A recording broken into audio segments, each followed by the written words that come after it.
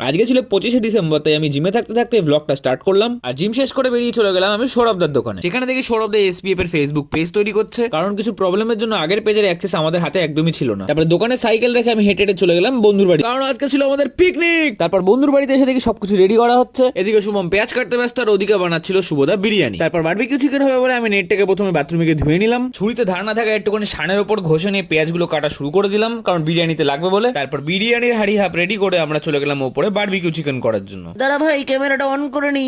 তারপর সবাই মিলে আমরা গোল করে বসে পড়লাম বাবরিকিউ করার জন্য। আর এখানে ফায়ার চালাতে গিয়ে আমাদের মাথায় ফায়ার হয়ে যাচ্ছিল। তারপর ঠান্ডা হাওয়া খেয়ে মাথা ঠান্ডা করে বাড়ি থেকে নিয়ে আসলাম কেরোসিন তেল আর একটু কাঠ। তারপর আগুন জ্বালিয়ে বাবরিকিউটা রেডি করার পরে ফার্স্ট বাবরিকিউটা টেস্ট করে দেখলাম, ও সেই খেতে। তারপরে বিরিয়ানি হাড়ি রেডি করে আমরা চলে গেলাম পেস খেলতে। আধা ঘন্টা পরে আমাদের বিরিয়ানি হয়ে গেল রেডি। তারপরে শুভদা সবার পাতে বিরিয়ানি তুলে দিল। আর যেহেতু দামি চাল তাড়াতাড়ি সেদ্ধ হয়, তাই আমাদের বিরিয়ানি চালটা একটু বেশি সেদ্ধ হয়ে গেছিল। টেস্টের দিক থেকে একদম সিমিলার, পুরো বোঝাই যাবে না। আজকে ব্লগটা এত অবধি, দেখা হবে নেক্সট ব্লগে। বাই।